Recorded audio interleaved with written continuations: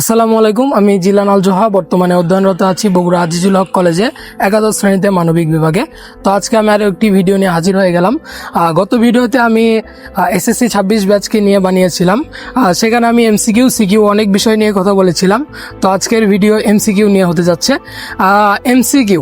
MCQ হলো multiple choice questions, যেখানে একটা কোশ্চেনের এগেনস্টে 4টা উত্তর থাকে, যেটা 25 করে পার্সেন্টেজ থাকে সঠিক উত্তর হওয়ার। এমসিকিউ হলো কোনো বিষয়ে তুমি কতটা পারদর্শী সেটা নির্ণয়ের সূচক। তুমি একটা বিষয় নিয়ে যদি কনসেপ্ট ক্লিয়ার করতে চাও তাহলে এমসিকিউ হবে সর্বোচ্চ ভালো একটা মাধ্যম। তো আজকের ভিডিওটা এই বিষয় নিয়ে কিভাবে এমসিকিউ এ ভালো করা যায়। এমসিকিউ এ ভালো করতে হলে 4টা বিষয় মাথায় রাখতে হবে। প্রথম হলো তুমি যে বিষয়টা পড়তে যাচ্ছ সেই বিষয়টার মৌলিক তত্ত্ব বা বেসিক তত্ত্ব ক্লিয়ার করা। যেমন ধরে নাও একটা মুক্তিযুদ্ধ নিয়ে অধ্যায়, তো মুক্তিযুদ্ধে কি কি হয়েছিল এটা তোমার বেসিক সেন্স। দেন আসো সেই বিষয়টার বিস্তারিত, মুক্তিযুদ্ধের বিস্তারিত সম্পর্কে যা যা লেখা আছে ওইগুলা হচ্ছে বিস্তারিতর আন্ডারে পড়বে। পয়েন্ট গেল 2টা। 3 নম্বর পয়েন্ট হলো অ্যাডভান্স তথ্য জানা, যেটা তোমার সহপাঠীরা জানার চেষ্টা করে না বা জানার প্রয়োজন মনে করে না। মানুষের কাছে যেটা বলতে গেলে অপ্রয়োজনীয় কিন্তু আসলে ওটা প্রয়োজনীয়, এটাই হলো অ্যাডভান্স তথ্য। যেমন মুক্তিযুদ্ধ কি নিয়ে হয়েছিল। আচ্ছা মুক্তিযুদ্ধ তো আমরা ছোটবেলা থেকে জেনে আসতেছি। এখন আসি বিশ্বযুদ্ধের কথা। ধরে নাও প্রথম বিশ্বযুদ্ধ কোন কোন দেশকে কেন্দ্র করে হয়েছিল বা কি কি ঘটনা নিয়ে হয়েছিল, এটা জানাই হবে তোমার অ্যাডভান্স তথ্য জানা। কেননা অনেক মানুষই এটা জানতে চায় না যে প্রথম বিশ্বযুদ্ধ কোন কোন দেশকে নিয়ে কেন্দ্র করে হয়েছিল আর কি, আর কি বিষয় নিয়ে হয়েছিল, পটভূমিটা কি, এই জিনিসটাই হলো অ্যাডভান্স তথ্য, যেটা অনেকেই জানার প্রয়োজন মনে করে না। তো এটা হবে অ্যাডভান্স তথ্য। এটা জানার মাধ্যমে তুমি এমসিকিউ এ ভালো করতে পারবা। ফোর্থলি আসো বিগত বছরের কোয়েশ্চেন সলভ।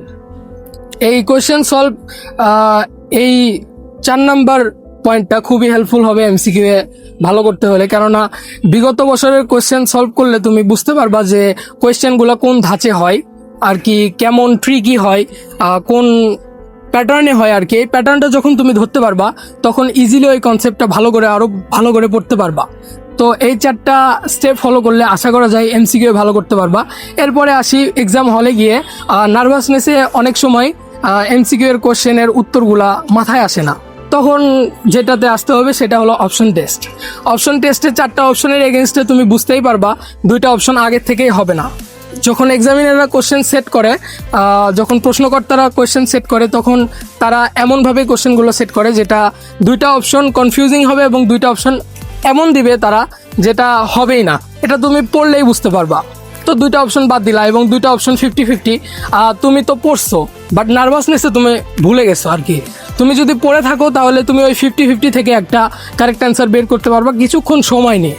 তো এইভাবে অপশন টেস্টের মাধ্যমেও এই সমস্যাগুলোকে ওভারকাম করা যায়।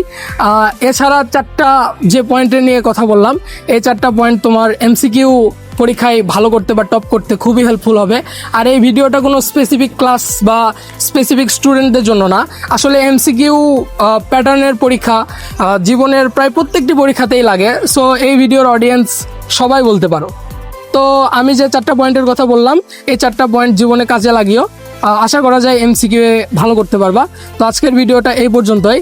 যারা চ্যানেলটিকে সাবস্ক্রাইব করো নাই তারা চ্যানেলটিকে সাবস্ক্রাইব করে নিও এবং ভিডিওতে একটি লাইক দিও, কমেন্ট করিও যে কেমন ভিডিওটি হলো। ধন্যবাদ।